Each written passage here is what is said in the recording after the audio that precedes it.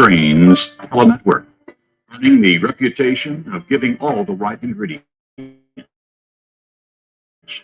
uninhibited, in exposing the hard, cold facts about the Watchtower Society. Disney. Well, hello, everyone, and welcome in. We have got another great program coming up here tonight. We have D&C. That is Dick and Constance Borghi, and they are former Jehovah's Witnesses, and they want to discuss things that have been so wrong in the Watchtower. They're on here with us tonight. Let's bring them on. Let's say hello to them. Hello, Dick. Hi there, Rick. Hello, everybody. Hi. Let me just get the sound adjusted here. Count to 5, Constance. 1, 2, 3, 4, 5. Okay, that's good. We got all adjusted. So anyways, you guys are looking great tonight. So we're looking forward to the program. Boy, I'll tell you, lots of people. I mean, I don't know what's happening here. There must be more and more people leaving the Watchtower because more people are coming to the program. I can't believe it. I think it's a good thing. A lot of new ones tonight, chatting in our chat room, calling in on a network. So things are happening. So what are you guys going to be talking about tonight? Well, actually, Rick, you stole a lot of our thunder at the World News because we're going to be talking about the governing body and who they are and a little bit of their history.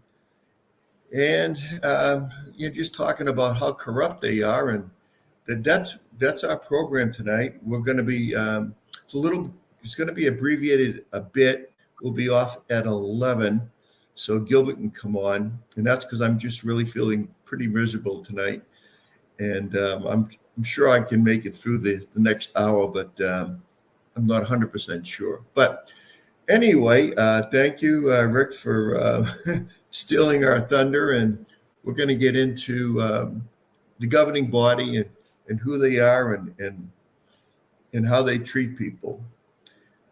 As you all know, we talked about it earlier in the evening that the governing body are letting people go that have been at Bethel for a lot of years, sometimes decades, and they're letting them go with no severance pay, not even a bus ticket to get home, because they use people. That's what they do. They're users. And they're selling the same story that a lot of these guys like Kenneth Copeland and Benny Hinn, they sell a thing that they can cure people of their illnesses. And Watchtower, what they're selling is they're going to put you in the new system. You have to go through them. You got to obey them.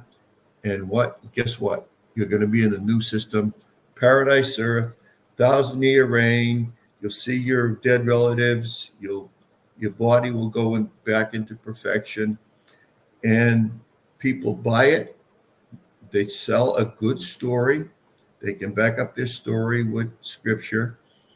Of course, it's all taken out of context. But nevertheless, they sell a good story. And people dedicate their lives to these 8 or 9 degenerates that run the Watchtower. And we've been talking about them for years, but they don't change their ways. They don't even try to hide what they're doing because they could care less. Now we're going to get into a little bit about who they are. And what we want you all to know is these governing body members are not going to tell you the truth. And here's why. They're living in beautiful homes. They're driving expensive cars. They don't have to work. They don't have to punch a time clock. They just have to spin lies and have you buy into it. That's all they have to do. And they live lavishly. So let's start getting into some of these guys and how long have they been sucking on off the donations of Jehovah's Witnesses, tricking people to sell their homes, give them give them the money, or leave the homes to the Watchtower. And that's how they've gotten filthy rich. Filthy rich. Yeah. Okay, Connie? Okay, well, I would like to just say, it's very interesting. We know that the average rank and file Jehovah's Witness has to work for a living today. I would like to just sort of break it down and make a comparison with the governing body members, because most of us don't really know much about them, except the fact that they are the elite, I'll say the elite class, and they control everything of every single Jehovah's Witness from the time you're born to the time you die. They have that much power. So let's just, I'm looking forward to this conversation, Rich. Mhm. So, the average person, you have either rent to pay every single month, or if you're a homeowner, you have a mortgage. You have to put down a large amount depending on where you live. I'm from the San Francisco Bay Area. It's one of the most expensive places to live. I don't live there anymore. But the average home, a 2-bedroom, 1-bath home, is $1 million minimum. So you have to put down $250,000 down as a down payment. Some people have it, a lot of people don't. And the mortgages can be up to 40 years, believe it or not. So you have both husband and wife that are working their butts off. Or if you're a single person, you're working more than one full-time job, okay? Because it's very expensive to live in the San Francisco Bay Area of California. Now, that's not everywhere, we know that, but I'm just trying to tell you what my experience was living there. New York is the same. Okay, so the point is, a person will either have rent or they'll have a mortgage to pay. Then, of course, if you're a renter, you have to have insurance in case there's theft in your apartment. And certainly if you're a homeowner, you have to have insurance for your home, fire, theft, floods, hurricanes, tornadoes, earthquakes, any of that. Okay, so I'm going to just sort of break it down, because this is what the average person in life has to deal with today, whether you're a witness or not. Okay, then you have food expenses. Well, we know how expensive housing has gone up, and we know how expensive food is, and how much the inflation has eaten away at the average person's monthly income for these expenses. Okay, if you have a car, which many people do, especially if you live in California, you have to have a car because it's a huge state. You have car expenses. There's gasoline. I think right now the price of gasoline for just regular is between $5 and $6, and then it goes up, right? Depending on what kind of grade of gasoline you have In California. in California. Out And- here, it's a lot cheaper. A lot cheaper here in South Carolina, okay? And diesel, of course, is the most expensive. Then for a car, you have to have oil and lube jobs every, 3,000, 4,000 miles, right, Rich? Something like He's that. the car guy. Mhm. Tires, you have to have tires all the time, maintenance, tune-ups, and once again, car insurance. Now that's for a car. If you're in somewhere like San Francisco, they have the BART, they have the Muni, they have a lot of public transportation, but it's still as expensive. Not as expensive as a car, but you understand my point. Then you have utilities, okay? Utilities would be your PG&E, which is your gas and electricity. California, it's called PG&E, it's a monopoly. You have your water and you have your garbage. And PG&E rates keep going up and up and up in California. Okay, my heart goes out to them. I'm glad to be out of there because it's unbelievable what they have to pay. Okay, then health insurance. Okay, health insurance. Well, we all need health insurance. You need to have medical insurance. You need to have dental insurance, vision. Okay, and years ago, I knew people that just worked for, like when I was in the school district, I knew this one gal. She just worked full time just to have the medical benefits and the dental for her family. And her husband worked between 1 and 2 jobs full time. And she worked full time just for the benefits because it was quite expensive, and it still is. Then you have a cell phone, right? Cell phones depend on what plan you have, and the internet. Those are your basic everyday, every week, every month expenses. Well, why are we bringing this up? Because, you would think that the governing body members have to possibly deal with the same thing. Well, we found out some very interesting news, and I wanted to share it with you because I didn't even know this. Not that I know everything, because I certainly don't, but it gives you perspective of how they live their lives, and they're so out of touch with everyone else's reality. Okay. So, there's about, and all this information I'm going to share with you, do your research, and you can find it on jw.org, and you look under biographies of the governing body members. Okay. So you can look this up and you will find the same information I'm going to share with you. Right now, there's approximately 9 governing body members. So I'm going to go step by step and give you some insight. Okay, so did you want me to start on that, Rich? Please. Okay, so last year was 2023, and there are 2 new governing body members. The first one, his name is Cage, C-A-G-E. That's an unusual name. And his last name is Fleegle, F-L-E-E-G-L-E. And he was appointed as a governing body member last year in 2023. In 1991, he went to Bethel. And so he has been with the governing body as a member for a year. But to be in Bethel, when you're at Bethel, you're not getting paid, right? You're just providing the services that need to be done, but you're not getting paid. It's not a paid job. It's actually an oath of poverty. So you might want to take some notes on this because this is very shocking. Anyway, the last time he received a paycheck, we're talking about secular work, people that have to go out and provide a living to make an earning, make a paycheck to pay their expenses, whether you're single or married, right? The last time he had to have a job for a paycheck was 33 years ago. Okay, that's just number 1. Then it goes up. Then you had Jeffrey Winder. He's a new one. He was also a governing body member appointed last year in 2023.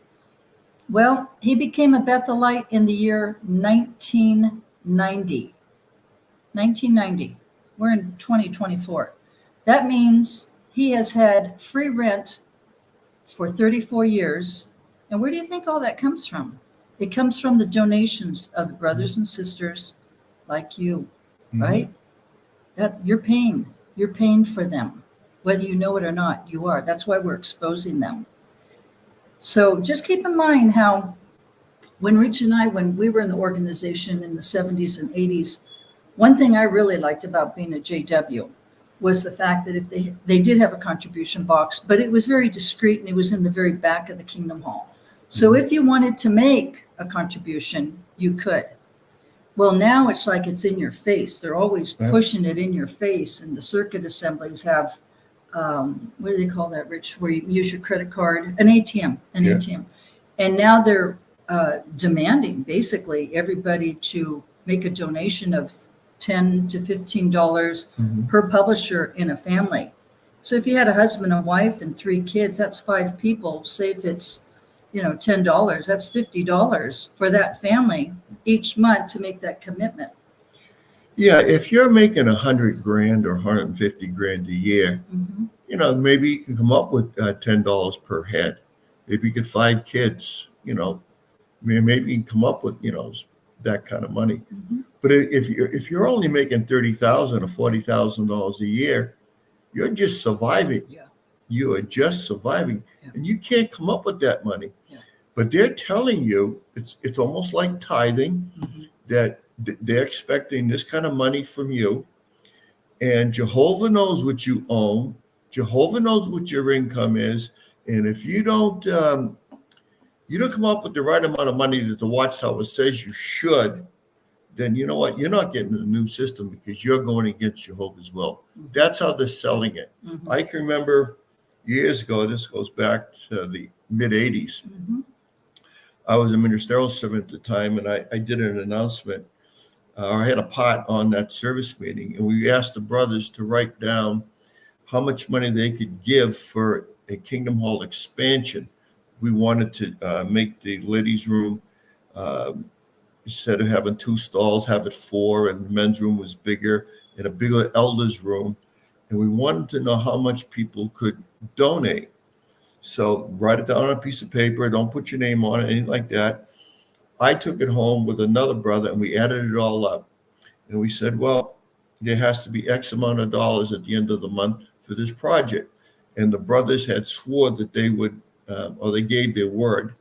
Like your ESPS, we know they always give you that scripture. Right. And that the congregation had to come up with this amount of money for the expansion. And you know what? After the very first month, they didn't come up with the money. They only meant half of it. So I had to get up there and say, brothers, you're supposed to come up with whatever I don't remember now what it was, but it was a couple of grand, I think. You made your promise that you would be able to. Congregations made this promise to Jehovah, and you got to live up to that, because you can't tell Jehovah, I'm going to give you this amount of money. What they do is they get them all enthusiastic about the extension on the Kingdom Hall. You sisters, you certainly appreciate more stalls, and you brothers, more urinals and a bigger elders room. You certainly want that, wouldn't you? Oh yes, we'd love it. Well, come up with the money. Well, that's how they absolutely pressure you. And I can remember also one of the first times I started scratching my head and wondering about the Watchtower's integrity is questions from the readers. Dear brothers, we're in our 80s now, and our kids are up and grown, and we have a $300,000 home. How can we dedicate that, or how can we donate that to the Watchtower? And the Watchtower's answer is, well, this is how they tell you how to do it. It was in the Wake magazine. And I think they wrote their own questions. Sure they did. Sure they did. They are going to pressure you day and night at all the meetings how you can give to the Watchtower. They're getting rid of the Kingdom Halls. They're putting the money in their pocket. And I predict that they're going to be saying to the brothers, listen, if you own a home, you got to sell it and give us the money, or you have to donate that home to us. And Jehovah's going to take care of you. Where is your faith, brother? And as Dan Clark was always saying, they're going to be having a FEMA camp somewhere out in the desert where you're, like Jehovah took care of the Israelites through the desert. Manna came down from heaven. Their clothes didn't wear out. They're going to sell that to the brothers. And you know what's going to happen? You sell your house, or you give them the equity in your house. You're going to be out in the desert somewhere, and you're going to have nothing. And these Cretans, who are the governing body, they've already got their escape plans. They're going to be in Argentina, just like the Nazis were, or in Brazil, or someplace where they can't be found, and they're going to be living high on your donations. That's who they are. They're degenerates. Well, and they're living high off your donations already right now. And what's interesting is there's no accountability as far as where all the money goes. And with all the child sexual abuse law case, CSA lawsuits against Watchtower, of course, millions are going out, but they're still crying for more and more money. Okay. And what's interesting, going back to what I was saying, so if you were paying $10 for each family member and it was $50, that might not sound like a lot, but you know what? For every month, that's $600 more a year out of your budget that you hadn't paid before. Now, you got to keep in mind that inflation has gone through the roof the last few years, okay? Everything has gone up, not just gasoline or not just food or housing. Everything has gone up. So the average person and family, I say average, is really struggling today. They're really struggling. Okay, so I'd like to just go back. So Flegel, he's been in the organization not getting a paycheck, right? That's the point, for 33 years. And the other one was Jeffrey Winder. It's been 34 years. Okay, so we have to pay all of our expenses. but they've had all of their expenses taken care of for 33 and 34 years.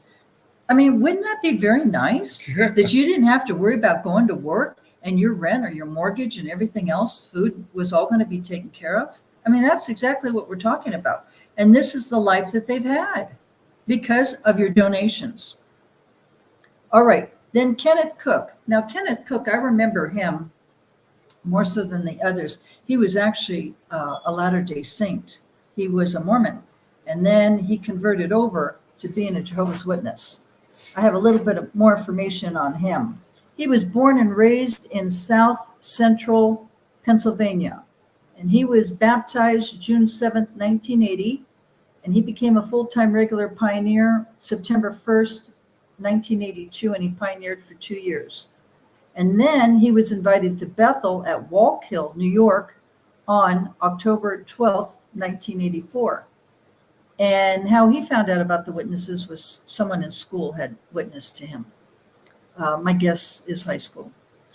He got married in 1996 to his wife. Her name is Jamie. And in January 2017, he was appointed as a helper to the writing committee of the governing body members. And the next year, 2018, he was appointed a governing body member. Okay, so let's just recap on him. So he was appointed as a governing body member in 2018. He went to Bethel in 1984. So he has been taken care of for 40 years without having to worry about a paycheck, without having to clock in. All right, then the next one we have is Mark Sanderson. Now, of all the governing body members, did you know he's single? I don't have any record that he ever got married. So my understanding, he's always been single. I just find that sort of interesting. He was appointed a governing body member in 2012. He was a special pioneer for 7 years. But the thing about special pioneers, as we know, they did receive cash as a special pioneer. They went to where the need was greater. And many special pioneers, they received cash or a stipend, but then they worked part-time as well because they had to pay their expenses and gas and so forth. And Mark Sanderson became a Bethelite in 1997. So when I'm counting the time on all these governing body members, I'm counting from the time that they became a Bethelite. So he became a Bethelite in 1997. That means he has been taken care of for 27 years. And he became, once again, a GB in the year 2012. So 27 years, he has not had to worry about any of his expenses because everybody has been paying for them with their donations. Okay, then the fifth one we have is Tony Morris. Now we know Tony Morris, okay? He was a governing body member for 18 years from the year 2005 until 2023.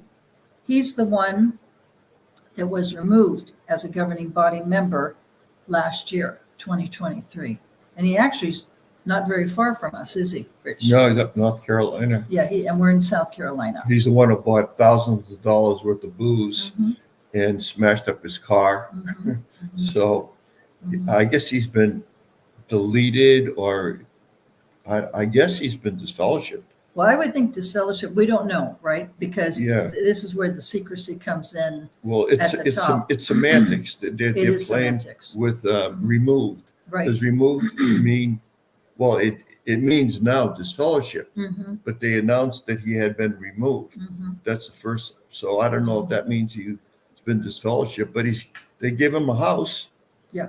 They were generous. They were generous to him. But we have a friend that knows that area very well, and it's high crime, which is very interesting. It could be, but I think it's interesting to note, you know, with tight pants there, he could blow. I mean, he could actually. They probably gave him that house and said, "Look, shut your mouth," because he knows where all the bones are buried. Could possibly be. Yeah, that's why he got something. Watchtower kept this very quiet. Everyone's been curious to know why was he removed, and Watchtower's not saying anything. So Very interesting. Very- And like Rich said, he had been in the military before. Rich, yeah, he remember? said he was in the Army. And he was a X-ray technician. Mhm, So it's not really a combat MOS, a Mhm. military occupational specialty. mhm, But he did serve in them, so we give him credit for that. mhm. The one thing I think is interesting to note, there isn't anybody serving right now, and it's been alluded to a number of times on Mhm. 6 Screens. Mhm. Not a single one of them has produced offspring. You've got 8 or 9 members, it fluctuates, but none of them have fathered a child. I would say Currently, currently, right. yes, Mhm. because Taipans has 2 sons, Mhm.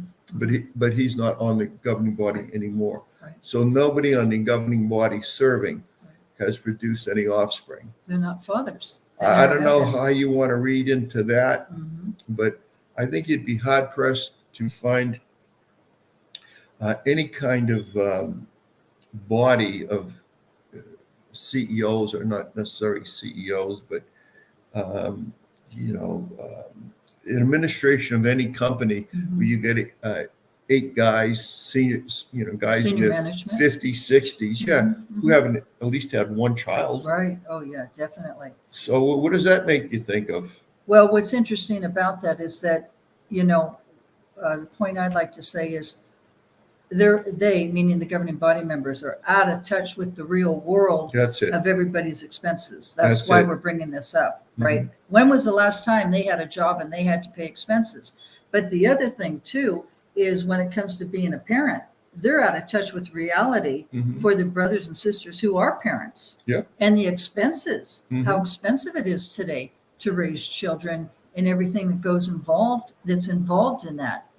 And basically, they really don't care because, as we know, the organization strongly discourages parenthood. We know that, Mhm. especially when it was before 75. Okay, but when you look at the friends that you know in the congregations or family members, or there are those that are parents, but many of them are not. Many of them. Rich has 2 boys; they're grown. They're not parents. Yeah. They're not parents at all. Yeah, my kids are. Right? They're not. So anyway, and a lot of sisters and brothers that I knew, only a few were parents. Mhm. Okay. All right. So then moving on, Jeffrey Jackson. Now we have a new audience. So, when we were in the organization, you never knew the names and the faces because you didn't have the internet. You only knew Nathan Orr was the president and you knew that Freddie Franz was. But now you get to see who they are and their faces on JW.org and so forth. So it's more personable. Not in our day, it wasn't. Well, Jeffrey Jackson is the Australian JW governing body member. He was the one that was on the Australian Royal Commission, and Angus Stewart, the attorney, asked him, do you really believe that the Jehovah's Witnesses are the true organization run by Jehovah God? And Jeffrey Jackson has that Australian accent. And he said, well, it'd be very presumptuous of me to assume that. Remember? Yeah, but Jehovah's Witness was here. There's only one organization being used by God Almighty, or Jehovah, as they say, Right. and that is us. So you stick to us. So when Jeffrey Jackson was asked under oath, very presumptuous of us. And I think, first of all, that's a shameful lie. And it's also shameful to drive around in a $500,000 Bentley. That is just in your face stuff. All the Bethelites knew that's what he was driving. He also had another car he showed up with. The Demon. The Demon had 850 horsepower. I guess he was in a rush to get back to those return visits, But they have no shame. They don't care. They absolutely don't care if you suffer, just as long as they get rich. They remind me of like Melda Marcos and those from the Philippines? From the Philippines. She loved all those shoes. Filthy rich. And she had a fetish for shoes. Yeah. Yeah. Well, the point is that, how are they getting rich? How are they getting wealthy? It's because of all your donations. They're sitting back on Easy Street. They have everything taken care of, like all the expenses that I said. That's all taken care of, and it has been. Mhm. Yeah. The richest organization in the world right now still is the Catholic Church. Oh, yeah. Their numbers are going down. Mm, Now, how they worked it, how they got so filthy rich mm, wasn't necessarily from donations. You got a couple that grew up Catholic and, like myself, went to a Catholic school and all this stuff. mhm. When they die, they leave the money to the Catholic Church. But how they induced them to do that Mm. is they sold a story for years, for centuries, actually, centuries, Mm. that when you die, you would still suffer in purgatory, in the flames of purgatory, till your sins were washed away. But a faster way of getting those sins washed away was to have the priest say prayers for you at Mass. Mhm. And so people will, you know what? I can't take it with me. I can't take my Mercedes into the grave. I can't take my bank account into the grave. I'm going to leave the money to the church, and the priest will pray for me, and I'll get out of purgatory and into heaven faster. So this is what they did. Now the Watchtower, Mm. all right, the purgatory scam has been debunked because people just got smart to it. Mhm. So what the Watchtower is saying, listen, leave your money to the Watchtower, and the money will go to this black hole called the worldwide witnessing work. Mhm. That's where the money's going to go. And you're going to help people know about Jehovah, and they'll be your brothers, and you'll be helping with the ministry, even though you're dead. So the Watchtower, so a lot of people in the Watchtower, well, you know what? Yeah, my children are going to be saved. My children are going to be making it through Armageddon because they're Jehovah's Witnesses. I will leave the money to the Watchtower. And the Watchtower has gotten filthy rich on that scam.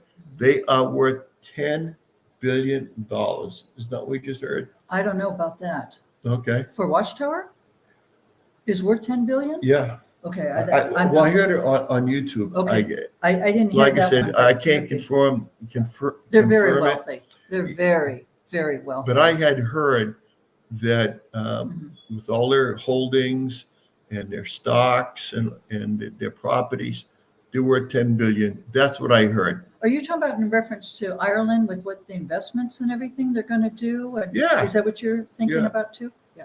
They're Right. very wealthy. Well, the thing about Watchtower is that they're not transparent. They don't show you a spreadsheet, annual report, expenses, debit, credit, ledger, and everything else, where all their money is going. They don't. They don't. They're very secretive. It's hush hush. And don't forget the word occult means secret. Don't forget that. Yeah. Okay. I would They're I very just secretive. draw an analogy. I belong to an organization called Rolling Thunder. Mhm. It's veterans with motorcycles, and we are an organized charity. Mhm. And we make money, and then we help veterans. Mhm. I'm a chaplain. I'm blessed to be the chaplain for them. Anyway, we have a board of directors, and we have a treasurer, and we print out a number of copies of where every cent came in and where every cent went out. Mhm. And if you want to sit down with the treasurer, they allow time for that. If you don't understand the spreadsheet Mhm. or the line items, Mhm. what they are, Yeah. you can sit down with the treasurer, and that all gets explained to you if that's what you want to It do. should. People should know But where their money's The going. Watchtower has, Yeah. I heard, over 20 shell companies, these Mhm. LLCs, all over the place. Legal. Yep, and you can't put your finger on where the money is because they're never ever gonna tell you. Mhm. Because if you knew that they were worth 10 billion, well, this poor guy, this family, spent 30 years working for the Watchtower in the book bindery or whatever Mhm. at the farm, Mhm. and they got nothing on the way out after 30 years. Well, those are like the Bethelites being thrown out again. Yeah, they tell them, go to the Catholic Church. They'll give you a handout. Yeah. Can you imagine being so proud? I'm a Jehovah's Witness. I know what's going to happen to the world, and I'm a, arrogant, got my nose up in the air, elder, and now you've got no money. You got That's nothing. scary. That's very You've scary. got nothing. Especially as you get older. Yeah, Now, mhm. and you're in the flipping burgers at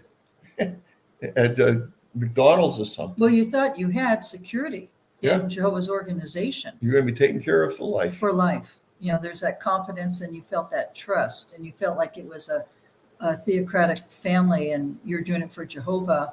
And what greater cause is that? Then you find out you're being thrown out. My goodness. So it's very interesting to see what's going on with regards to all this. Okay, now I'd like to move on with Jeffrey Jackson. Did you get to finish, Rich? Yeah. Okay, so Jeffrey Jackson, I was saying who he was, Australian Royal Commission. Some people know who he is. Maybe the newbies don't. But he has an Australian accent. And he became a governing body member in 2005. He was a special pioneer, and he did that for 4 years. And then 1979, and he went into becoming a missionary, and then he went into Bethel. Okay, so make a guess.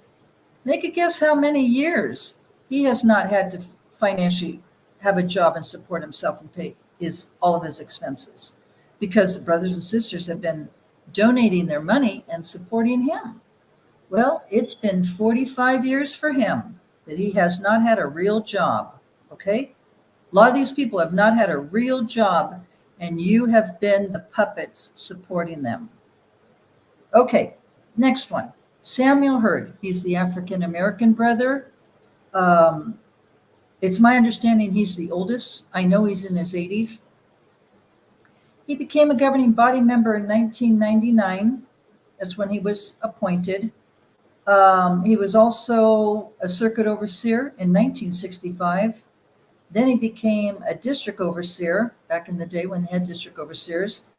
Then he went to Bethel. Samuel Hurd has been living off the brothers and sisters and not having to have a secular job, paying his own bills for 59 years. That's a long time. It certainly is. I have worked 50 years full time in my life. I can't even imagine 59 years being on Easy Street with any of these, but Sammy Hurd, 59 years, and everybody takes care of your expenses. All right. I think you're getting the point, and you can understand why our heart goes out to the Bethelites being thrown out on the street with nothing. Okay, we have a few more. We have Stephen Lett, we have David Splain, and then we have Garrett Loesch, and then we'll open it up for Questions Star or Six. comments? Yeah, so just give me a few more minutes, friends. Okay, Stephen Lett, he became a governing body member in 1999. And let's see. Oh, this was interesting, Rich. He's basically Rich's age, mid-70s. And Stephen Lett, he was in Bethel for 4 years during the Vietnam War, and that was to avoid the draft. I found that very interesting. Yeah. But of course, witnesses are conscientious objectors, but he intentionally did that to avoid the draft. I had brothers that were, my youngest brother was number 3 from being drafted. And let me tell you, he was scared, very scared. He had some friends that went to Vietnam and never came back. And my beloved Rich is one of the fortunate ones. Many of the boys, I just wanted to say this, were 19. They were young boys, and many of them came back in body bags. My husband was fortunate to come back. I get emotional about that. Okay. Oh, boy. Anyway, Stephen Lett, he became a special pioneer later on in life. And in 1979, he was appointed a circuit overseer. And then eventually went to Bethel. He was called into Bethel service. This is Stephen Lett. It's been 45 years since he had to last punch in a clock. He's been a governing body member since 1999. Okay, then The next to last is David Splain. 1999, he also became a governing body member. He graduated from Gilead in 1966. And then he went into the missionary work and became a circuit overseer and went to Bethel. Okay, so what's my point in saying all of this with each of these? When was the last time he had a real job, having to pay his own bills like all of us? Okay, 58 years ago, friends, 58 years ago. He's on easy street. Why? Because all the brothers and sisters have been paying for his expenses with all the donations. Okay, and they have, like you say, a black hole. There's no transparency. There's no accountability. They just take in the money and use how they want. They say it's for witnessing work. Okay, Garrett Loesch is the last one. He's the senior member of the governing body members. He became a GB in 1994, and he was a special pioneer for a couple of years. 1963, he became a circuit overseer, then a district overseer, and then he went to Bethel. Okay, he has the cherry on the top of the cake.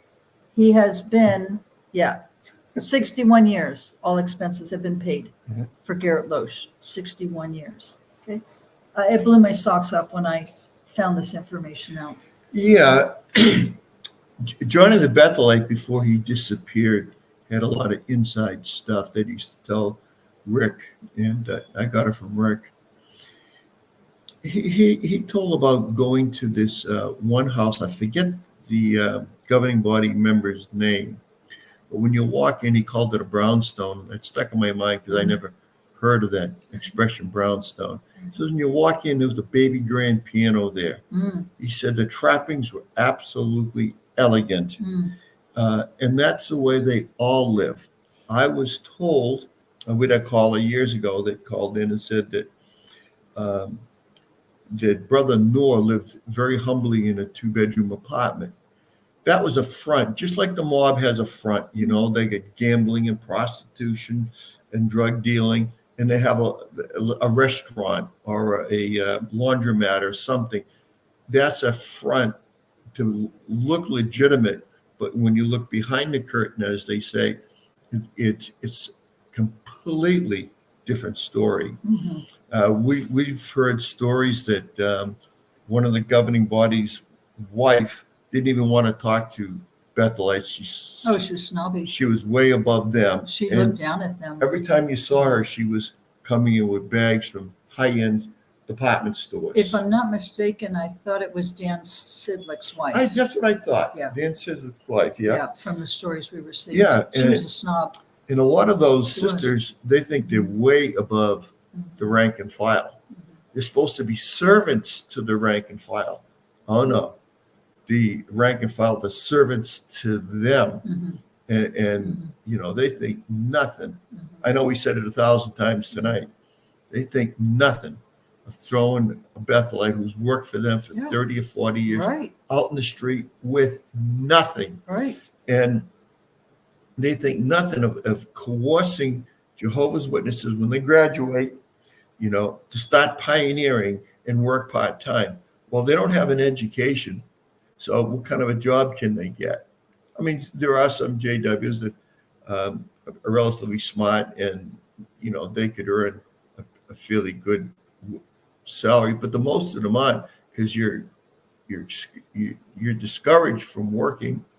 You're discouraged from going to college. Yeah. You know, you're discouraged from all that. Yeah. They just want you out there knocking on doors, because some of the people that are leaving all their homes to the Watchtower are people that 50 years ago somebody knocked on their door and convinced them that Jehovah's Witnesses have the truth and that Armageddon is right on the horizon. Right. It's always going to be right on the horizon.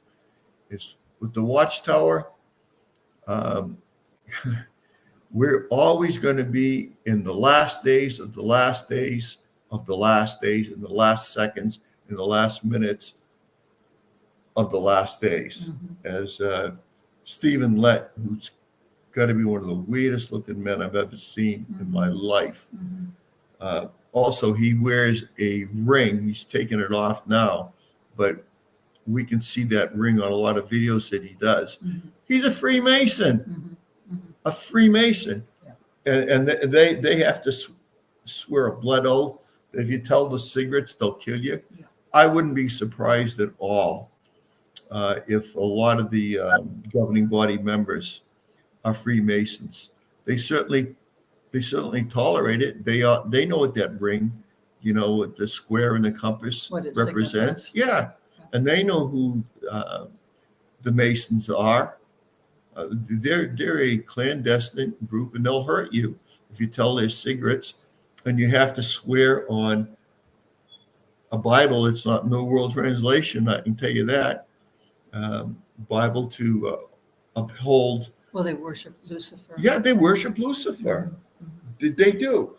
Mhm. And those governing body members are nothing but con men. They're very sophisticated liars. They can misrepresent the Bible. And when they really can't misrepresent it, they write their own Bible. They put their own stuff in there. They take scriptures out, they add scriptures to it. It's a fraud. I just hope anyone out there that's listening to this tonight, if you're a PMO, just get out for a month and see how much better you feel. Just don't go to the meetings. Don't talk to anybody about JW stuff. Just get out and just pretend you've been furloughed or you're on leave or something from the Watchtower. Give yourself 1 month. Or you're just sick. Or you're just sick. Even mentally sick. Yeah. Where you're depressed. That's true. Give it a month and you won't go back. You won't go You back. separate yourself from all the indoctrination. Yeah. It helps. Okay, so I just wanted to say, what's really interesting is I'd like to just sort of repetition's the mother of retention. So it gives you an insight. Okay, I'll just do the quick rundown. Just quick rundown as a recap. Okay, so Cage Flegel, 33 years was his last paycheck. Jeffrey Winder was 34 years, living off the donations of the JWs. Kenneth Cook, 40 years. Mark Sanderson, 27 years was the last time he was working. Tony Morris, we talked about him. He was a GB for 18 years. That's all I can say about him.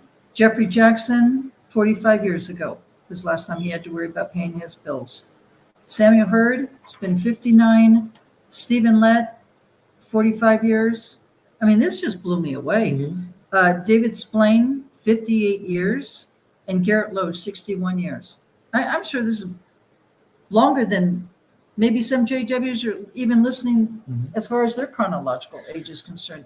And the thing is that they don't care. They don't care because they have all the power, they have all the control, and they love it. And they're still begging for more money and more money and more money. And people need to really wake up about their scams. Now, the other thing I'd like to say, I just want to add a thought. Yeah. What would surprise a lot of Ooh, that scared me. what would surprise a lot of JWs is that the Watchtower has their own aircraft. They have their own private jets, and these are streamlined. These aren't, Piper Cubs. These are really expensive, just like all these guys on TV that are Deliverance. Yeah, you're talking about the ministers, Kenneth Yeah. Copeland and all them, Yeah, their and- jets and their jets and all that. They'll get. They're filthy rich. Mhm. They go first class. You'll never see a governing body go coach. All of their expenses are paid for travel. They live high. They live very, very high, Mm.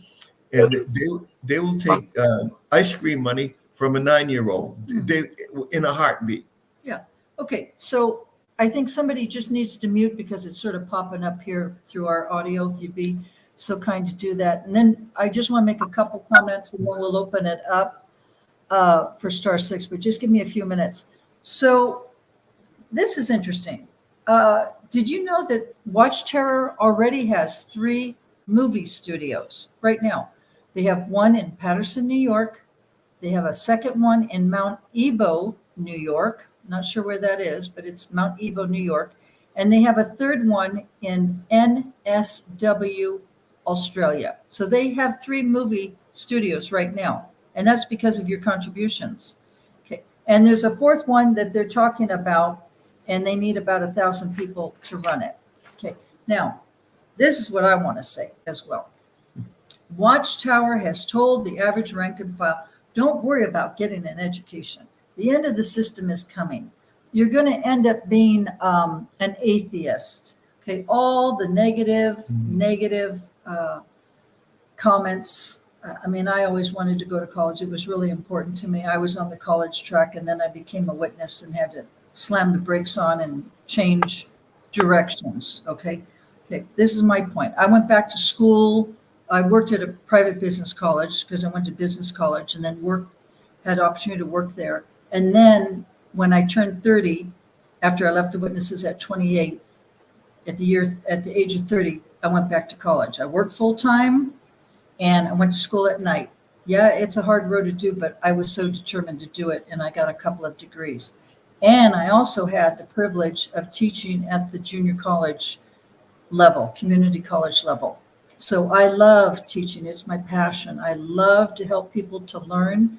I love to help people to open up their horizons. What's so beautiful is that it develops your self-esteem, which a lot of witnesses don't have.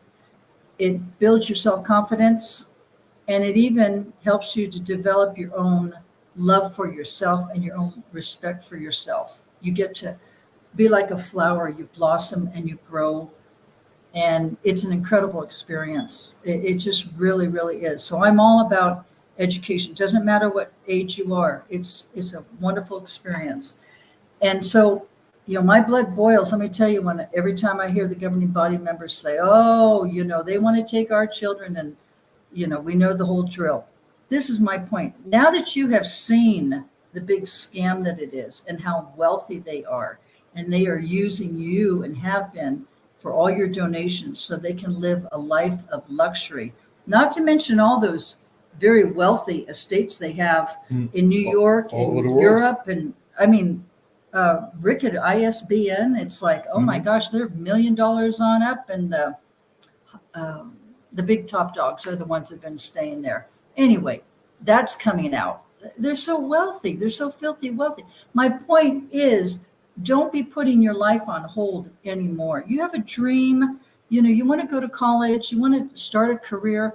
Do that. Okay, because this is nothing more than just a corporation that is stealing your life every day. Now, I'm not saying, okay, I mean, let me tell you, came out, I didn't want anything to do with God, religion, the Bible. Don't talk to me about it, because I felt so betrayed from the experience of Watchtower. So it has taken me a long time to find out who I really am, who I wanted to be, how did I want to develop. That's a whole process. And I encourage you to do the same thing too. But the thing is it doesn't feel good to be used. It certainly doesn't feel good to be betrayed. And once you really realize that's what this organization has done, you look at things very differently, because you have a different lens. Okay. And we say this out of love. You have to search your own heart. You have to do what's best for you. But we just want everybody to really understand who the governing body members are and what Watchtower's motives are. They're going to continue to use you until you say no. They really are. Since the late 1800s, somewhere around 1880 and so forth, the Watchtower has been bold-facedly lying to you, whether it was C.T. Russell, Rutherford, Knorr. They've been lying, and they know they're lying to you. They know it, but they don't care. Who is the father of the lie? That is Satan the devil, and that is who is running Jehovah's Witnesses worldwide work. It's Satan the devil, because he wants to mislead people. When you mislead people, you get them to look at the governing body and not our Heavenly Father. Well, that's the key. That's the key. That is the key. When we got baptized in the name of the Father, the Son, and the Holy Spirit. Remember that, Rich? Yep. And then down the road, I remember I disassociated myself in 83 because around 79, 80, early 80s, right in there, I remember sitting there thinking, oh my gosh, the focus and direction now is the faithful and discreet slave class, And? the governing body. Yeah. And the faithful and discreet slave, governing body. Yeah. And I came from Catholicism. So did Rich, and so have many others. And I thought, now, wait a minute. This is not making any sense. I'm not here to worship, the priests, the cardinals, or the Pope, right? This is what you came out of from Catholicism. And it's like, what's the difference between that and worshiping the governing body members? Yeah. And we were just watching a video. Gosh, there's so many great ones out there, Gilead friends. Oh, there are Gilead classes. Didn't know that, but they're 2023, 2024 Gilead classes. And you should see how much they are just worshiping the governing body members. Yeah, they're not talking about Jesus. They're not talking about Jehovah. Oh, They're we're worshiping so men. happy and thankful to the governing body. Everyone up had a little short talk, Oh, yeah. and everything was the governing body, the governing body, the governing body. I think what we saw was, I know they stopped Gilead, or they stopped the school. No, this was a class. It was 2023 yeah. and 24. Okay, all right. So they still have Gilead classes. Yeah. But, like I was saying to Rich, it was all the focus was the governing body, it went on and on. I mean, you wanted to puke your guts out. It was like, you talk about worshiping men. So that was one thing. And the other thing, when you looked at the countenance of the people that were in the audience, they looked dead. They didn't even really look happy. Like, Jerry, when you graduate, like if you graduate from college and you've worked so hard to get your degree or degrees, you're so thrilled because you know how hard you've worked. These people, I mean, there were a few that were smiling, but not many. And there was a brother a few years back, a video, and he was talking about a lot of their homework in the Gilead classes is basically involves the Watchtower studies. So it's not even the Bible. It's not even biblical. It's the Watchtower. Yeah. And Watchtower spin on their version of the Bible, the New World Translation. So no wonder so many of them look deadpan, because if somebody has God's Holy Spirit, you can see it. You can see it in their eyes, which is a window to their souls. You can see the life. You can feel their love, and you can feel their spirit. You really can. They were dead. This organization is dead because it doesn't have God's Holy Spirit. It's a man-made corporation, and they even say that. Yeah, we can be very thankful to people like, Rick Farron and Dan Clark and Angela Clark and all the YouTubers out there for all the phenomenal work that they're doing, exposing them. My hat's off to them. They put a lot of effort into helping people. Vern. Vern and there's so many friends. There's just so many. JW Examiner is another one that I like. Yeah, he's great. There are so many. There's too many to name, but once you really realize, I know there's maybe PMOs listening or people that are witnesses. And one thing that this society is just so secretive. I always used to wonder how wealthy they are. These sisters that are pioneers, they're going into the thrift shop to be able to buy, a couple dresses. And why don't we ever know how wealthy the society is? Well, that's why we wanted to share this with you tonight, because you're basically supporting them at your own expense, which I think is so wrong. Right. Jesus never had a home. Once he started his ministry, he never had a home. And these people are living phenomenal palatial homes estates all along the Hudson River. You never hear about it. You don't see it, Oh, tell them what Johnny said about that, Rich. When you do the Bethel tour, can you explain that since we have a new audience? Well, I don't recall that. Well, just the fact that when you do the Bethel tour, they would say, "Oh, this is Brother So-and-so's little." I apartment." think I alluded to that. Brother Norley, this is where Brother Noah lives. Mhm. Yeah, In Bethel, in Bethel, the right? apartment, the little room. And so, oh, gee, that's humble. Humble These are really good people that are striving to give us the proper food at the proper time. These are wonderful spiritual men. No, they're not. No, they are not. They know the Bible. Satan knows the Bible too. And all these hypocrites that are out there, these guys we see on TV all the time. But tell them what Johnny said, what their real homes look like. Yeah, That's what I they're wanna mansions. They're down along the Hudson, Yep. and they're mansions. He said he'd been in a couple of them. Of the governing body members. Yeah. But God forbid they don't want the Yeah. average rank and file to know that. Yeah, they want them to think they're humble servants, Serving Jehovah. and they're not humble at all. Mhm. Star 6, you have any comments? If you know any stories about the governing body or You can comment? yeah, please. Hi, this is Stefan. Real quick, I wanted to just go back to something you mentioned earlier. I was born in. I think my parents were three. They were three. I was three, rather, when they came in. For the life of me, all the way up until my 20s, I could never understand why all of the issues, problems, challenges, whatever you want to call it, I had as a young person, just dealing with life. And you'd always be directed to the society's publications.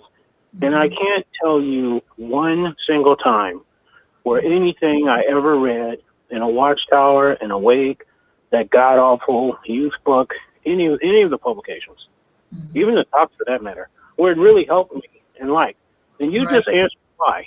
Good The point. reason why is because the people who write that literature, the so-called governing body that's supposed to approve it, these people are so disconnected from reality, they can't help anybody. That's why everything is a spiritual paradise. It's not real. That is so true. Can you go to the store and buy groceries with spiritual dollars? No. Well, then it's not real. So here you have people writing literature, as you just pointed out. They are not married. They're married. No. They don't have children. Right. Some of them are not married, and that makes you wonder, like, what is that all about? They Yeah. probably weren't raised in the truth the way a lot of us born-ins were. You know, they came in after they did everything under the sun they probably ever wanted to do in life. And then they want to write literature, and then we don't understand why we're trying to apply everything that we're told to do and told to apply and told to read, and it doesn't work. Right. Well, now we know why. Because it's completely disconnected from reality, written by people who, as you said, some of them have been having all of their bills and all of their life necessities taken care of, haven't worked a job longer than some of us have been alive. So it makes total sense why nothing they say ever works. So disconnected from reality. Right. Right. They live in a bubble. I call it like living in a bubble. I mean, it reminds me of stuff, and we always love your comment and everyone's, but you just get right to the point, and I just love that. But it reminds me of, like I said to Rich, it's like the monarch, Queen Elizabeth and the monarchy that's in England. They're so pomp and circumstance, and everything's so formal and regiment, and it's the appearance and the wealth and the opulence, but you know what? They're not in touch with reality at all. And that's why a lot of people love Princess Diana, because like they said, the expression of Princess Diana, she's not only beautiful, but the quote was, she's the people's princess. Well, what does that supposed to mean? She was in touch with what it was like to be a real person, even though she did come from monarchy and all that. But she was very much involved with children that had AIDS, and she'd go into the hospitals and the landmines, if I'm not mistaken. I'm almost sure she did that. I mean, she wanted her boys to really realize this is not how the average person really lives. Okay, we live in this elitist world. Mine's a Watchtower. That comparison that you just made of the governing body to these monarchs, the prince and princess and the queen and all of that, that is such a great comparison. I remember shortly before I stopped attending meetings, this is my last, what would that be? Circuit Assembly, I think it's called. And Stephen Lett was there. And he's just as ridiculous looking as you see on the video. He's just ridiculous in person. But after he got off the stage, after the meeting ended, he was just kind of walking around a little bit in the audience, not too far away from the stage and all the back rooms and all of that. Yeah. And he had an army of attendants around him, Right. as if he didn't want people to get too close. And I thought to myself, who the hell, excuse my French, No. who the hell does this guy think he is? Yeah, like bodyguards. Brothers and sisters that he stands up there talking about how much he loves and the governing body loves you. But then when he comes among them, he's got to go get a bunch of attendants so they don't get too close, so nobody touches him and all of that. And I thought, wow, this organization is completely off the rails. Right, right. And then what's interesting about that, Stefan, is he had a nephew that I don't know the nephew's name, but we saw the video anyway. And Rick got to meet Stephen Lett's nephew. Okay, she lives in Colorado. I can tell you that. Niece Excuse me, niece. What did I say? and nephew. Yeah. Okay. So it was a brother and sister. Okay. And this would have been Stephen Lett's nephew and niece. I'm sorry. It gets a little late in my brain. Right. So anyway, the nephew I know exactly who you're talking about. Yeah. The nephew ended up being gay. Okay. And he got disfellowshipped. Right. And it was a real turmoil for him. So he was disfellowshipped. And of course, we know how that goes. You can't communicate with him. And it tore his sister apart because she and her brother were very, very close. They were witnesses and they were very, very close. So when he got disfellowshipped, you know, her mind told her one thing, but her heart told her another. And so she was a true blue JW at the time and she shunned him. Well, then as time went on, she reconnected with him and she just really, really loved her brother. Anyway, this is the point. Yeah. He ended up committing suicide. And she was That's devastated. He ended, this is Stephen Lett's nephew. He committed suicide. And he wrote a letter, and the letter said, I don't want basically any Jehovah's Witnesses or anyone, you know, coming, for my funeral, because he knew how that was all going to turn out. And he just basically wrote a note before he passed what he wanted and really what he didn't want. So the point I'm trying to make is his sister, is out of the organization. I don't know the details, but because of all this, I'm sure it had a big impact. She left. And Rick got to meet her in Washington, D.C., and we're hoping she's going to come to the convention in 2025 with all of us. Okay, so what's my point? My point is Stephen Lett, shortly after his nephew committed suicide, made some comments, and you can see it on YouTube. And he was talking about people who were homosexuals and all this stuff. And he didn't say it was his nephew, but he was just very cold. He had absolutely no emotion for his own personal nephew who had committed suicide. And that just says a lot. It says a lot. Where is your empathy? Where is your love? Where's your caring for someone who's your brother, let alone someone who's your own family member? So they're very, very disconnected, Stefan. You're absolutely right. And I think I have to just say this. I get on a roll. Mm-hmm. I think that when people really, really realize that, it's Jehovah's organization and we love our brothers and sisters and all that nonsense that they're always saying. Okay, the bottom line is it's a bunch of nonsense. Okay. And they don't really care about you. They don't. It's all a big facade. If it comes down, I've always said, I've learned this in life, and it's very, very true. If it comes down to a person, they say one thing, but then their actions are the complete opposite. It's like, whoa, wait a minute. You was telling me one thing, but then you speak one thing, but your actions are the complete opposite. Well, which one do you believe? Well, you believe their actions, because words can always lie, right? Yeah, Comes from the tongue, life and death, the power of the tongue. But your actions show what's in your heart and your character. So watch someone's actions, because that's who they really are. And that's the point about Watchtower. They can say, they're brother and sisters, but no, they're so disconnected. They don't care. And people really need to know that. When you realize you're just being used, I don't care if you're an elder, I don't care if you're a circuit overseer, I don't care if you're a Bethelite. I You're don't being care who used. you are. When you're being used, it doesn't feel good. And you got to really just wake up, like Rick would say, Mhm. smell the coffee. Yeah, just a Rich, couple. Rich and Connie, Go ahead. Rich and Connie. Oh, am I on? Yeah, Yep. go ahead. Okay, this is Joe out of Colorado. Oh, Hey, Joe. Joe, hi. He's one of our heroes. We love you, Joe. I wanted to share something with you. I know you were talking about the governing body. So we've all heard of the pay to play, right? Yep. The pay to play system, right? We know about that. It's all political. Overseers get Well, money for let- talking. Oh, the me green explain- handshake? The green handshake, that's Yeah. what he means? Yeah, Okay. green handshake. Okay. Well, Mhm. let me explain how it worked when it came to the governing body and actually how you really got the big privileges. It wasn't by handing governing body members $500, a green handshake, because I will tell you, I saw that in the chairman's office at conventions all the time. The ones who wanted, and I'm just telling you because when I was heavily indoctrinated, I played the game too.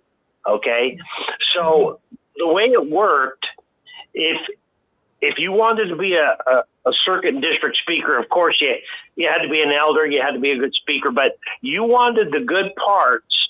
You gave handshakes to the COs, and back then they had district overseers when I was in, Right. and also your convention coordinators. Now, I could tell you, this is how much the governing body does not care about people.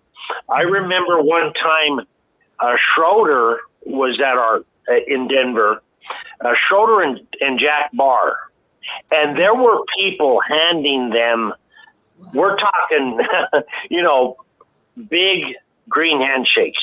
I bet they made at least 5,000 apiece just in that little convention. Wow. But I will tell you that these men just fly back then it was Brooklyn. Mhm. And they don't care about the men that were handing them the money because they're the big fish, right? Right.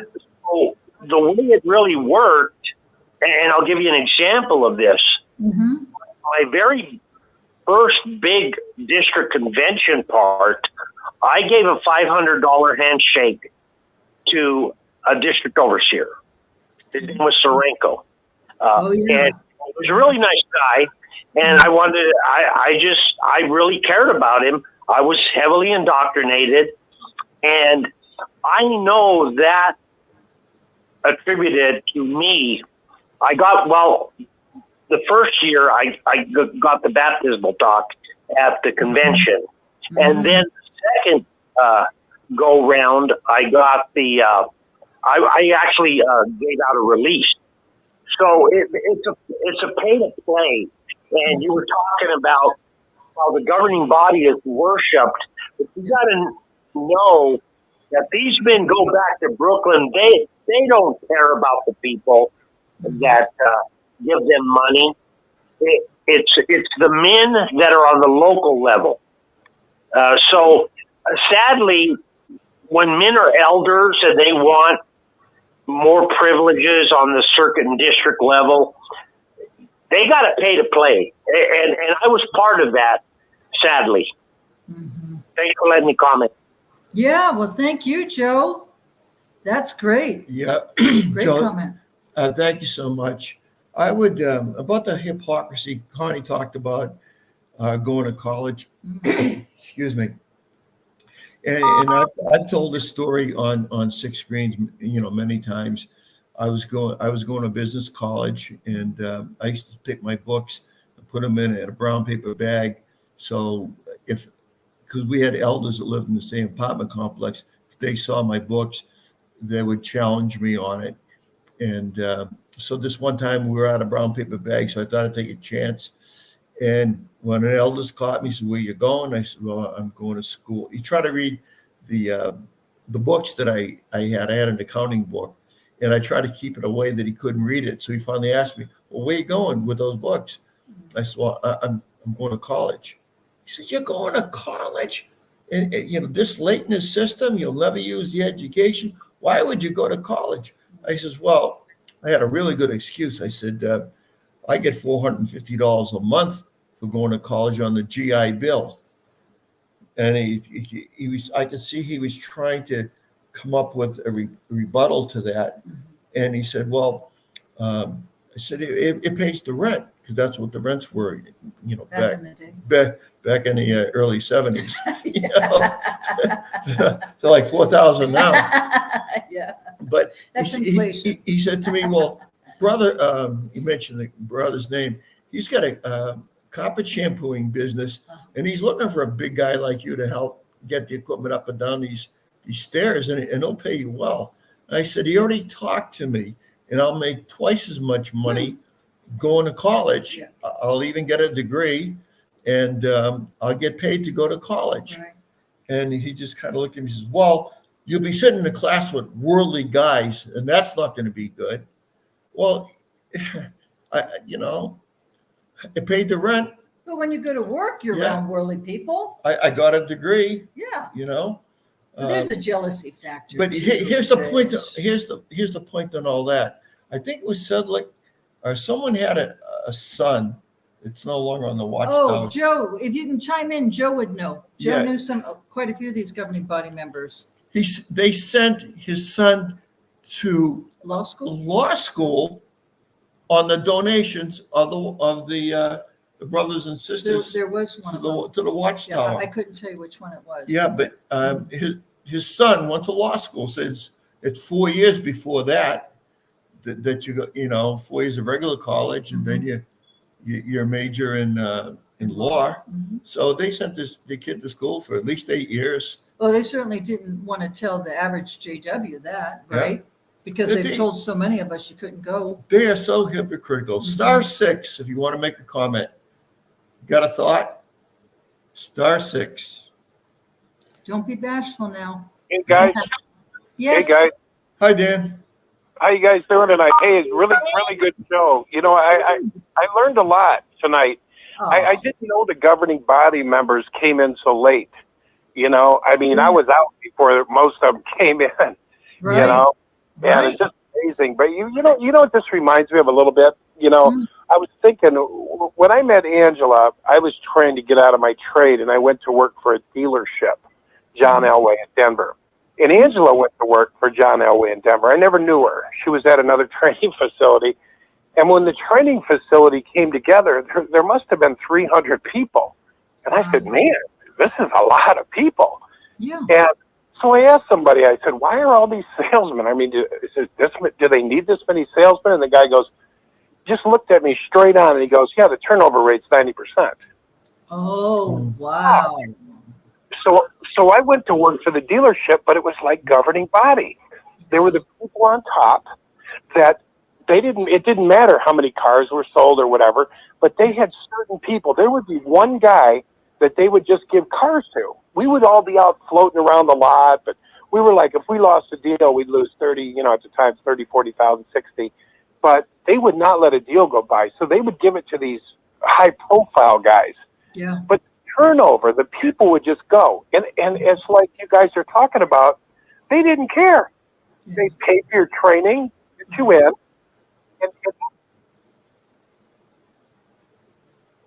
Are you still there, Dan? Yep. Okay. You're sort of cut off a little bit. Can you just say the last part again, please? Yes. I was saying that. Is there somebody on here? Is that Gigi? You're breaking up on us, Dan. Just try again, Dan. I think Gigi's on there. I think Gigi's program's on there or something. I heard him. Oh. So anyway, Yeah. So what I was trying to say was that they didn't care. The people on the top could care less.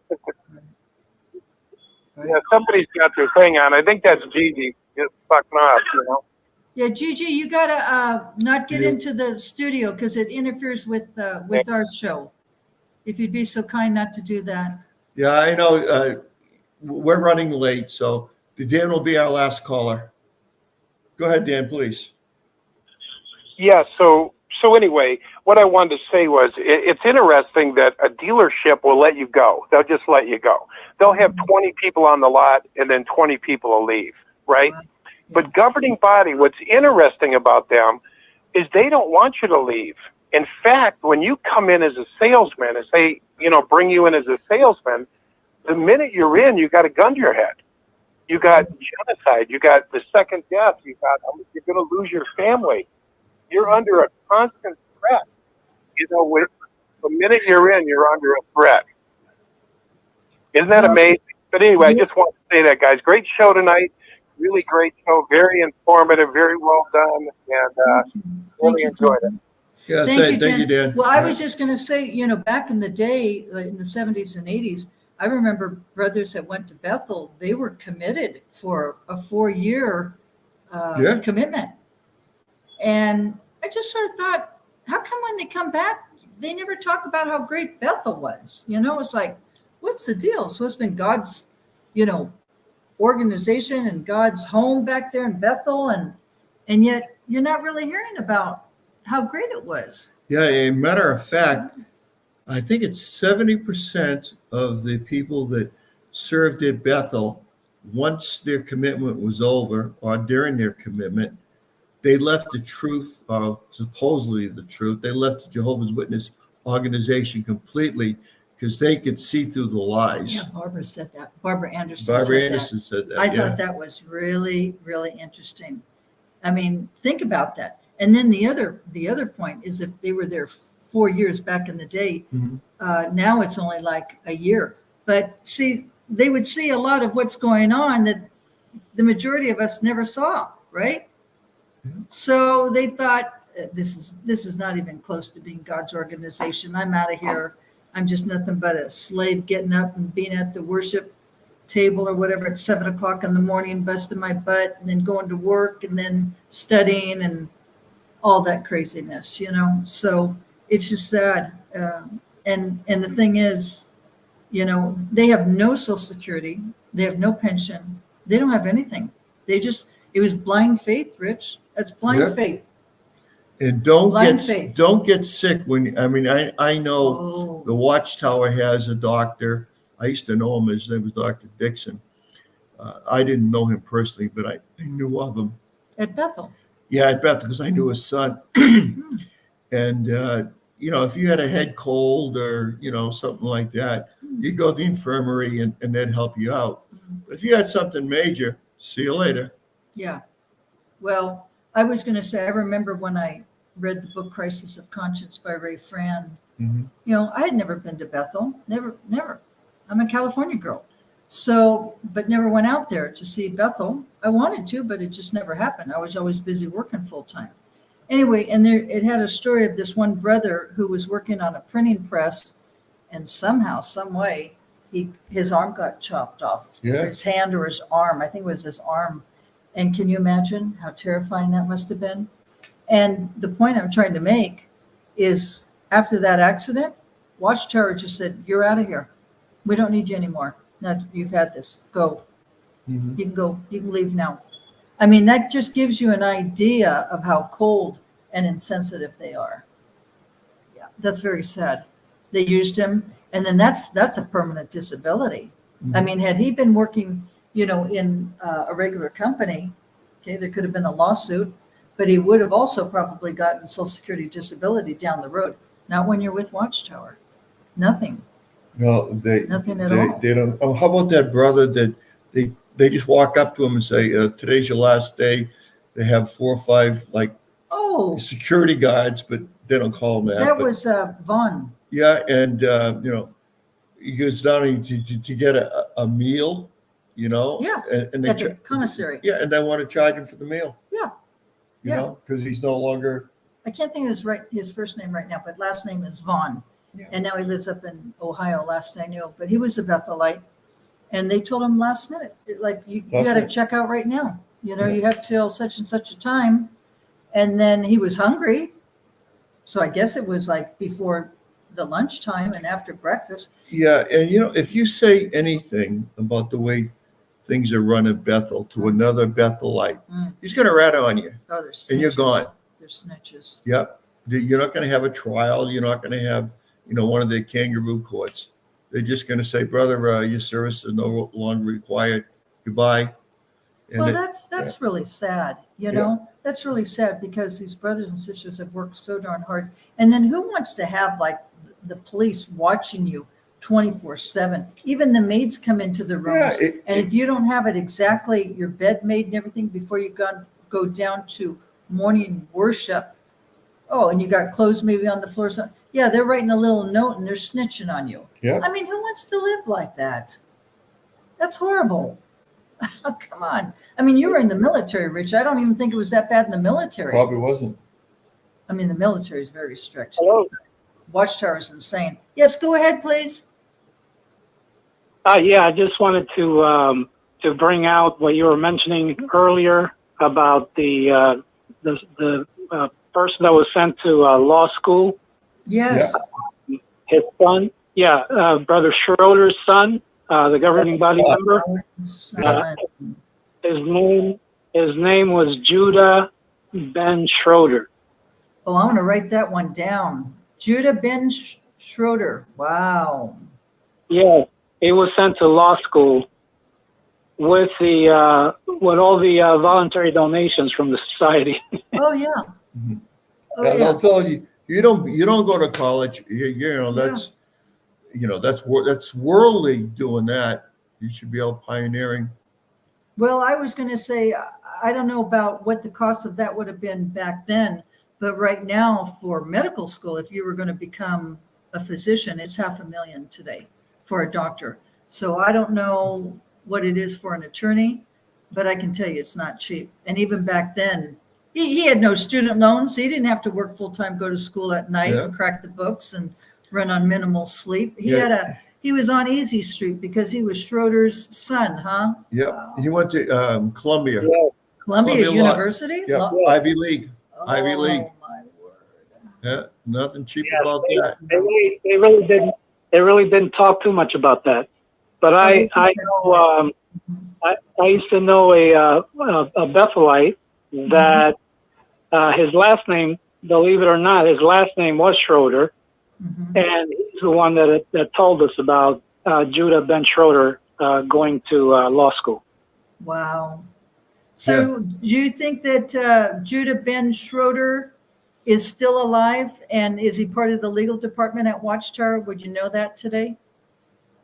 I'm not really sure whether he's still at the Watchtower's headquarters, but I know he has something to do with real estate now.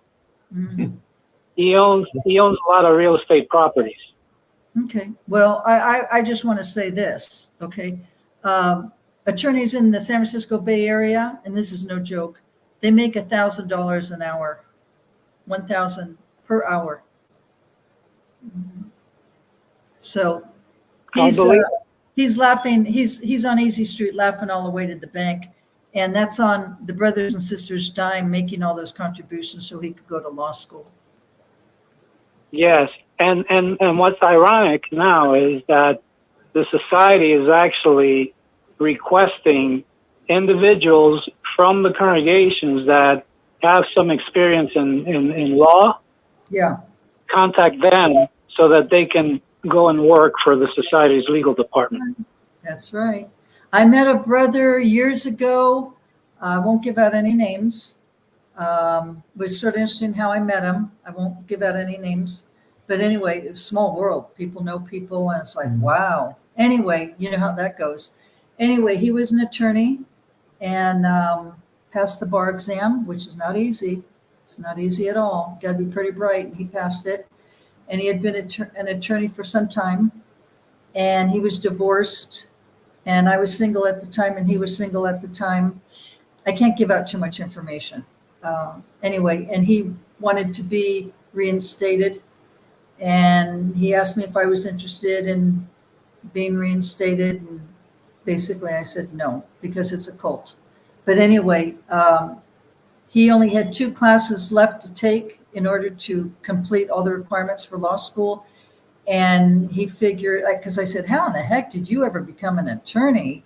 Because he was not born in, okay? I said, how in the heck did you ever become an attorney and you're a JW? And he said, well, I always was interested in law. I had taken several classes. I only had a couple more classes left, like 2 or 3. And I said, well, you know how the society talks about not going to college? He said, oh, yeah, I know. And he says, but, a lot of the brothers were in the trades. I said, yes, they were. And they are. And he said, well, they were taking classes. So if they were taking classes, he said, I felt then I can take my classes. So he did. And when he passed the bar, here came the jealousy factor. Yeah. The elders didn't like that because, he was a lot big step up financially, social, economically than the brothers. Okay. I mean, that kind of stuff goes on among the brothers and the elders. Not saying he was an elder, but the point is, I hope, I don't know if he was reinstated. He wanted to for several reasons. I won't go into details because I don't want to say too much. And anyway, I've always wondered about him over the years, and I hope he woke up. I really hope he really, really woke up. Maybe he's out right now. Maybe he's listening to the show. I hope so. But passing that bar exam's not easy. Let me tell you that. Mm-hmm. Go ahead, please. Yes, I just wanted to mention that in my congregation, where I was from in Brooklyn. Oh yeah. We had 17 Bethelites in our congregation. That's a lot. Because Brooklyn Heights was only like 50 minutes away. Wow. Okay. So I used to help commute some of those Bethelites back and forth. Yeah. And we had I don't know, there was a sister in the cover of the Watchtower magazine. You remember the one about the generation that will not pass away? Oh yeah, all those elderly ones. Yes. Yes. Well, one of the sisters was in my congregation. Her name was Bon Henschel. Okay, Henschel. Yeah, she was in my congregation. We had Brother Ganges come to the congregation once to give a talk. Mm-hmm.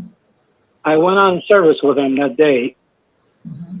Then also Brother, what's his name? I'm trying to recall the name.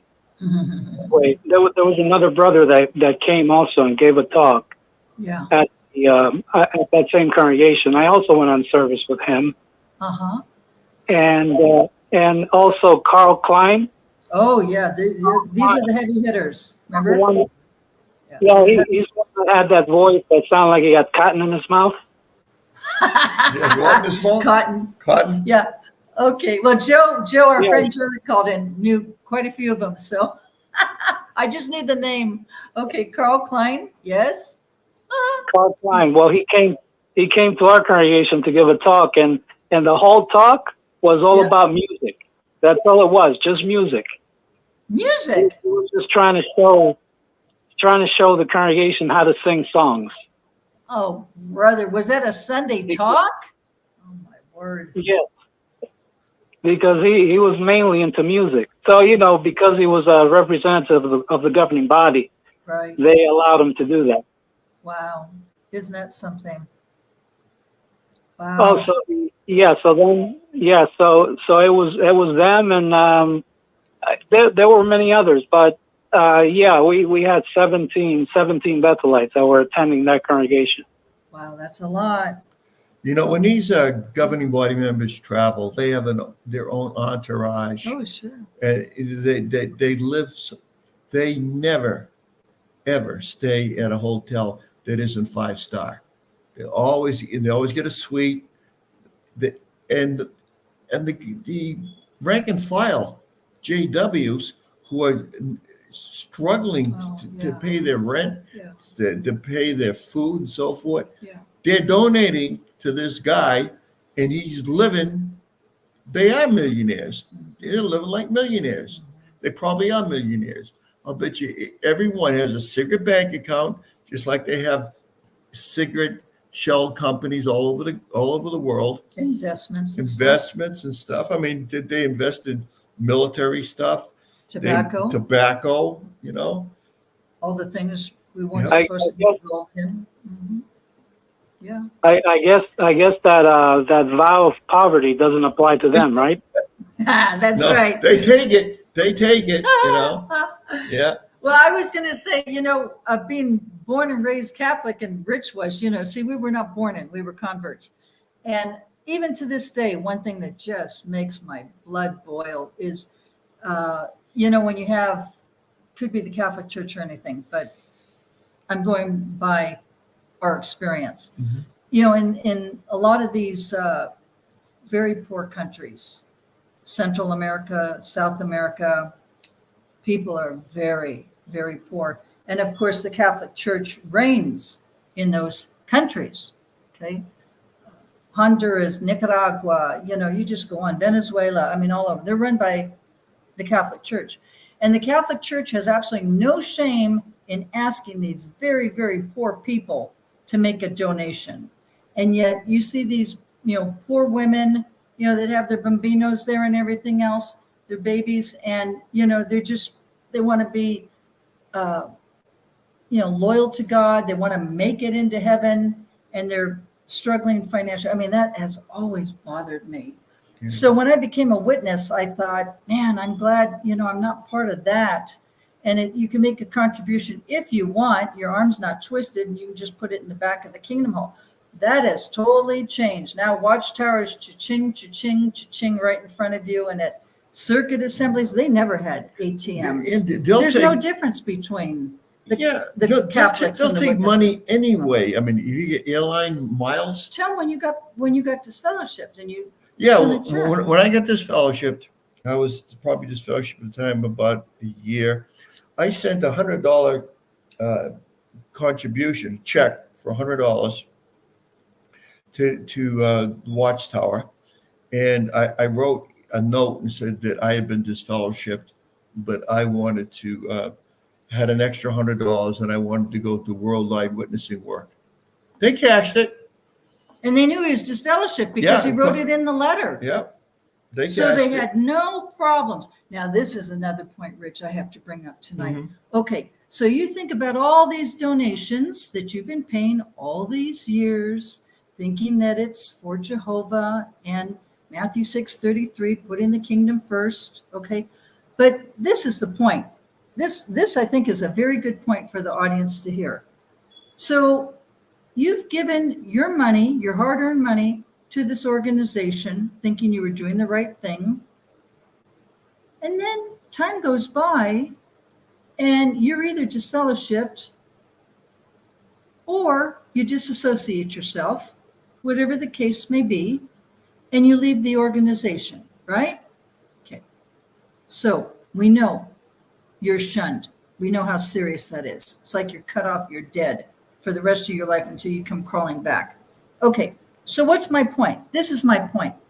The point is Watchtower had no problem taking your money all those years and still continuing to enjoy from it. Maybe they invested in investments and they're living off the interest, right? That's what a lot of wealthy people do. They know how to invest their money and they're living off the interest. And yet Watchtower has the audacity to shun you, and you are the ones that have given them that opportunity to have that lifestyle, and they're still enjoying it today. Now think about that. Yeah. Of course. What about the simplification? What happened to that simplification? There is none. Not for them, honey. Not for them. They're living on Easy Street. And we've been putting this information out for years on Six Screens, almost 20 years now. I did a program at the inception of Six Screens about Watchtower business, and Rick gave me all the information that people have given to him, and I would study it, and then I would do a program on it. And it just kind of amazing that we've been putting this stuff out for so long. Mm. No governing body or elder from any place has ever come on and say, look, I want to dispute what you said there, Mr. Borgie. That's not true. Or you're Nobody, lying. Or you're lying. Right. or you're, one of the terms that evil apostate lies. Mm. Yeah, I am an apostate, and boy, am I proud of it. Mm-hmm. Boy, am I proud of that, being an apostate. I woke up. Thank you, Rick. Thank you, Rick, for that. Woke up out of Yeah, Satan's organization. absolutely. The lies, Absolutely. big con job. Yeah. But the thing is, I remember when I first started listening, I was afraid to chime in, Mhm. I've been out of the organization 40 years. I've Well- got a wonderful life, but I just wanted to say, Yeah. you had said once on the air, I didn't know anyone. And I'd listen in and Rich said, I just would like to make the comment that we know governing body members are listening to the show, but we're not intimidated by them at all because what we are saying is absolutely truthful. Now, we have invited the governing body members several times to come on the show and express their feelings or their thoughts, whatever, and have a debate with us. Yeah. Correct us if we're Correct us lying. if we're wrong. Correct us. But they never have. And if we're lying, sue us. Right. And they never have. And why is that? Because We're telling the truth. telling the truth. Yeah. And I've always said They never will. They never will. They're cowards. Mhm. They want never people to will. believe their Remember- lies. Remember a while back, they came out with an article in one of the Watchtowers saying that the president of the United States, it was very hard to get to have some kind of a little meeting with him because he's so high and mighty and he's living there in Washington D.C. and so forth. Mhm. But they said that Jehovah's organization is not like that. You can actually be able to meet with governing body members and things like that, but that's not true. That's No, not true it at all. isn't true. If you write to Watchtower Bible Not Tract even Society, close. back when I was in, you could get a response from somebody, some elder on the writing staff. But if they tell you right now, don't bother writing us because we're not going to respond. Okay, well, I would like to comment to what that brother just said. Trying to think what her name was. Okay, well, remember Romy? Yep. Romy was sexually abused as a child by her grandfather, and she had a show here on Six Screens. I had the opportunity to meet her and had her come to my home when I lived in California, and she stayed for the weekend and did the show. Romy, anyway, first name was Romy. Anyway, long story short, she went to like 12 or 17 elders complained about being sexually abused, and they didn't want to hear it. You're a liar and da da da. Okay, so what's my point? So she went all the way. She lived in Northern California. She's moved since then, but she went. She was on the air. She talked to Barbara Anderson. Anyway, she went all the way to Watchtower's new facilities in upper state New York. And she, you pull in and there's the guard there and there's the gate, right? And you can't get past the gate until the guard lets you through. And she was all taped. There was all taped. There was a camera there. And she said she wanted to speak to any of the governing body members. And happened to be a black brother. And he said, oh, I'm sorry. He says, they're not available. She says, well, I don't care which governing body member. I'd just like to speak to any of them. He says, I'm sorry. None of them are available, right? Yeah, same thing with Rick. None of them, Me and Rick. Right. We went up there right? to Columbia Heights, and they recognized. Well, they certainly recognized Rick, and Rick said, "I'm Rick Ferry." So we know who you are. Facial recognition. We want to talk to one of the governing body members. Yeah. Nope, they're all gone. They're all out of town. Remember that? Right on the spot. They're all out of town. Yeah. So It's a lie. You it know was a that's a lie, lie. yeah. You know that's a lie. Anyway, folks, poor Gilbert's probably chopping at the bit right now. We're 35 minutes over. I Well, it told- gives him a little bit more time to yeah. well, talk to his brother and prepare for the show, whatever. When I started the program, I said it'd be abbreviated because I want to go to bed early. He I'm felt not. sick. I, like yeah, the I flu. feel sick, Yeah, but yeah. It's been a um, great conversation, though. yeah, tonight, huh, just Rich? doing this. I didn't think I could get through it. Now Yeah. I'm wicked energized. Yeah, it's all Yeah. good. Yeah. Well, we love everybody and we really want people to wake up and realize that what we're saying is the truth. Mhm. And all I can say, all you have to do is go on jw.org and look under search, and it's biographies of the governing body members. And there's your information that everything that I've said is true. But, you know, it's when things are just so secretive and they're just so hidden. Well, yeah. And the organizations have always been like that. And don't forget, that's what the word occult means, is secret. Okay? Your call cannot be completed. And Watchtower's your call can't be completed. And Watchtower's always been like that. So I don't know who's dialing. Somebody's dialing there. So I'll bid you all a good night. did. God bless. We can't take any more calls. We're going to be really running into Gilbert's time. Yeah, it's 11:36 here in South Carolina right now. Yeah, so Heading on you know midnight. we want to be gracious to Yeah, him for him and his time. because we already keep on stealing a half hour of his time every time we come on. So Rick, do you want to introduce Gilbert? So thank you, everybody. We love you.